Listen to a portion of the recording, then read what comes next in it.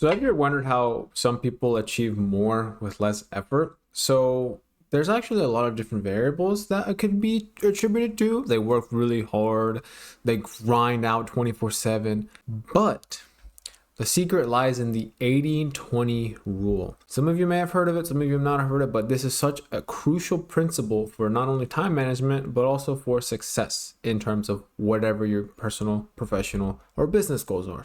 Hello everyone, I'm Jonathan Aquino, and I help teach the next generation. So the 80-20 rule, there's an entire book on the 80-20 rule, and this is kind of a brief summary, kind of a brief, talking about it. We're going to talk about it very briefly, very quick in terms of what it means, what it is, and how can you utilize it to the best of your ability to get the most results. So the 80-20 rule is pretty simple. 80% of the results that you gain come from 20% of your effort, which means the bulk of your results come from a small subset of things that you do.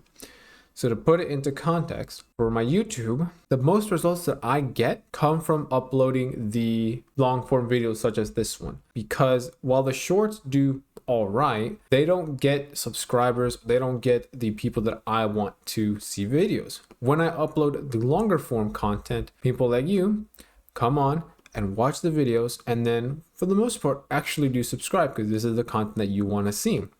So most of the results that I'm getting come from recording the longer form content. The shorts are extra. They're on the other part. They're the less important things that I need to do.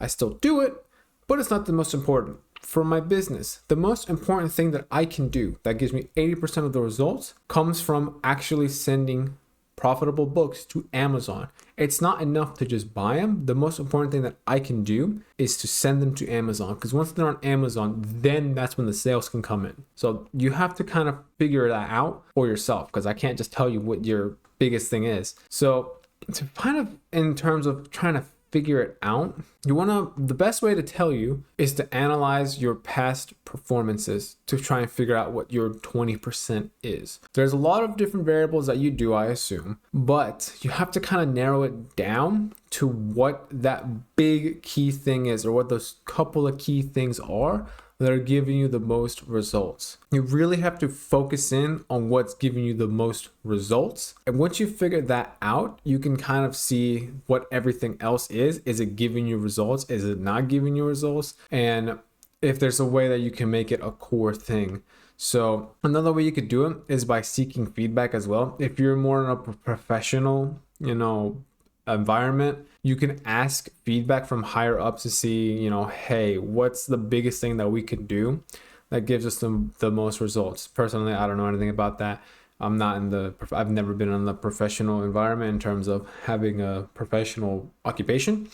I'm a dude recording videos. I'm a dude that sells books. I've done this for a while, so I'm in the entrepreneur space. In the professional space, it might be different, but you want to find a way to figure out what is the thing that you can invest all your time in, and the other stuff that can come later. So prioritizing the high important stuff, the easy way to do it would be using, for example, the Eisenhower matrix, where you know what the most urgent thing is and the most important thing is.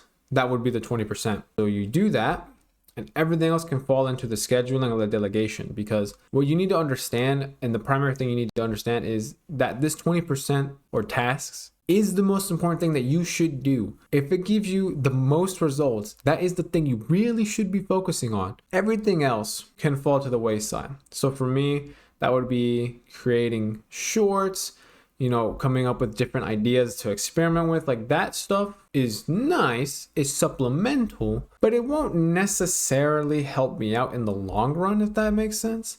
So for you, it might be something similar where, look at this thing that I'm doing that gives me so many results, but there's also these other things that I do that also help, but don't necessarily give me the most results.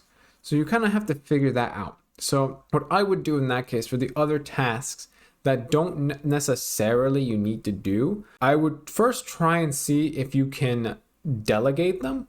So either giving them to someone else of a lower rank, or giving them to someone else that you can trust that can get it done, or finding a software and AI that can get it done for you. I know there's a bunch of different tasks that I have like on a day-to-day basis that I just have softwares do or AIs do, because I have to focus on the main things. And if I focus on the smaller things, I'll get smaller results overall, because I want to focus on the big boy things, you know? So I have an AI that changes the pricing on the books. I have an AI that finds me books much quicker than I could ever find them. So you kind of have to figure out, are there ways to get, you know, the smaller tasks that you can that still give results, if you can find ways to automate them or give them to someone else. And if you can't, and you feel that if you remove them from your to-do list or task list, that you can still find ways to get more results, then I would personally just remove them. I know there have been a couple of things that I've done over time that I've slowly cut away at them, because they weren't giving me any tangible benefits that I would feel if they were gone. So if they were like giving me 1%, that 1% could be replaced with a different task that I would do that could just take it over.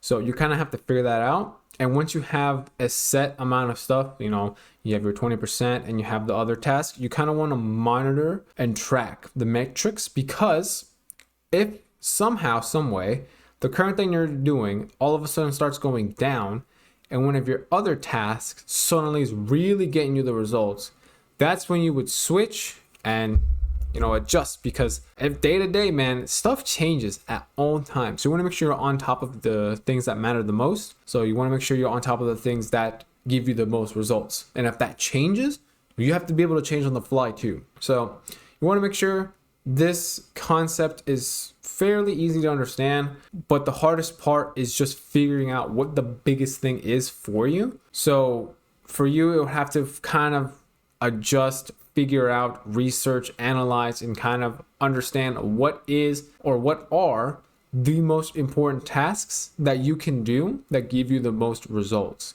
And once you have those, work 100% on those, and then the rest, try and figure out how to either get rid of them or delegate them to someone or something else, so that you can focus solely on the things that matter the most.